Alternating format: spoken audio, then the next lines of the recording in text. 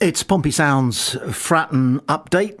It's Friday going into Saturday, and it's a big Saturday because the international break has given us a kind of a punctuation mark, and we are now entering the final chapter of our first season back in the second tier. And it really does feel like the beginning of the final countdown. And at the end of it, we will know whether we are a championship side next season or whether we've got to start all over again in League One. So it's all quiet on the Fratton front today. There are some bits and pieces of interesting news knocking around, and we'll get to those straight away.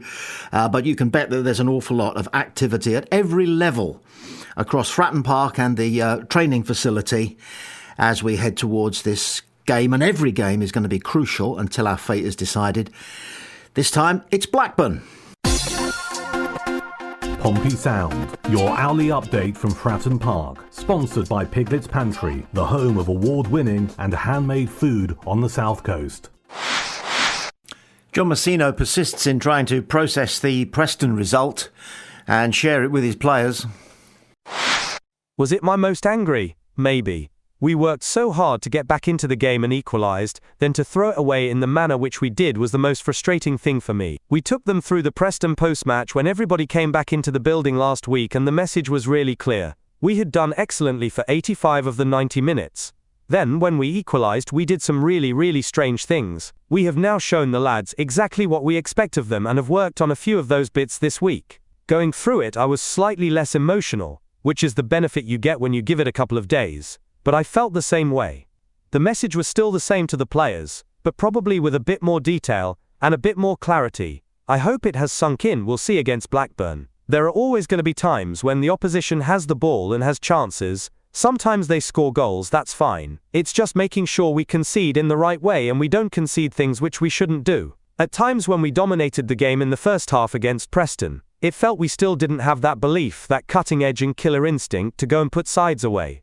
We allowed them to get to half-time to make those 4 changes and change the course of the game. We are still a bit tentative and a bit hesitant in certain moments. I just want the lads to realise that we've played every side in the league, almost twice. So my question to the players was, do you think you are out of place at this level? I don't think we are at all. The players can compete and put up a decent enough fight, even against the top boys.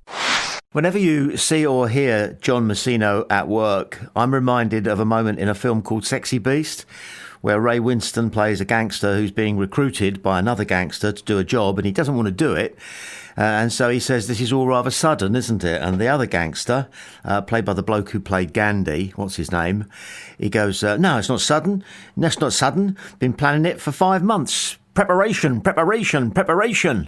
And I hear John MOUSINHO going through the minutiae, the detail of his work. I just find myself muttering, preparation. The football news agency The 72 have asked 2 of their senior writers to predict the outcome of Pompey versus Blackburn on Saturday.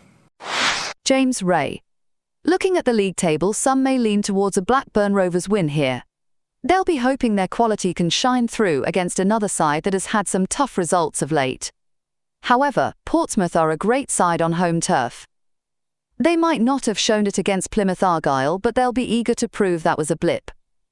It's going to be a challenging game for Pompey, but I can see them condemning Rovers to another disappointing defeat. You have to think that will deal a huge blow to the visitors' fading top 6 hopes too. Prediction, Portsmouth 2-1. Harry Mayle. Portsmouth are strong at Fratton Park, and could do with a win here just to ease some fears of getting dragged back into trouble. MOUSINHO's side aren't safe yet, and will be wary that teams below them like Derby County and Hull City have been picking up results recently. Blackburn Rovers haven't recovered from Eustace's exit to Derby County. Ishmael hasn't been able to get a tune out of their players and their form has been poor. This is a tough game for Rovers and they are in for a tricky encounter. Injuries are hurting them right now and I can see them losing here. Prediction, Portsmouth 2-0. Call me old-fashioned, but I think it's slightly ominous, don't you, that all the experts, including ours here at Pompey Sound, are predicting a Pompey win. Makes me nervous. No. We're going down 6-0. No. I won't even say that out loud. But we certainly don't want to get overconfident. The sports media giant ESPN has put Pompey under the spotlight, focusing on our involvement with so many players from down under. This is what they're saying. There's a distinctly Aussie flavour at Fratton Park these days. Portsmouth's championship squad now features 4 Australian players, with 20-year-old centre-back Hayden Matthews joining fellow countrymen Kusini Yangi, 26, Thomas Waddingham, 19, and Jacob Farrell, 22, on England's south coast.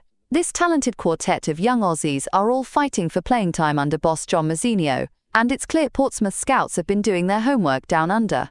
The club has invested heavily in what could be the future backbone of the Socceroos. That future might come sooner than you'd think. Matthews and Yengi have already pulled on the green and gold in Australia's World Cup qualifying campaign, while Farrell and Waddingham left the A-League with plenty of buzz about their international potential.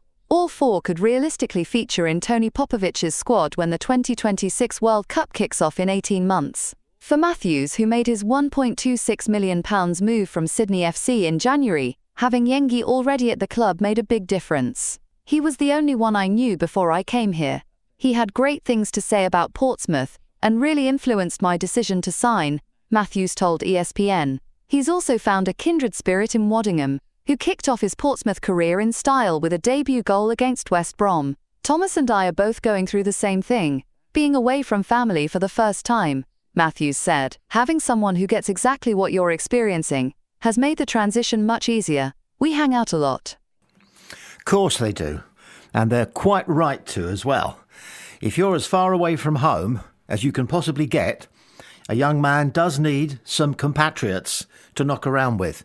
Someone whose accent is familiar, somebody who understands some of the nuances of the things that you think and the things that you say. And no doubt on the odd Saturday night they get together and have a couple of tinnies and a pizza and watch a movie. And like he said, hang out together. So that's great stuff. Each of them have got 3 fellow Australians to knock around with during training and after training. Fantastic. Let's put all that behind us now, though, because here comes Blackburn. So let's get focused. Let's blow that ball into the net if they're kicking the other way and suck it into the net if they're kicking at the Fratton. That's how it's going to work. Come on, Pompey, play up. This is Pompey Sound.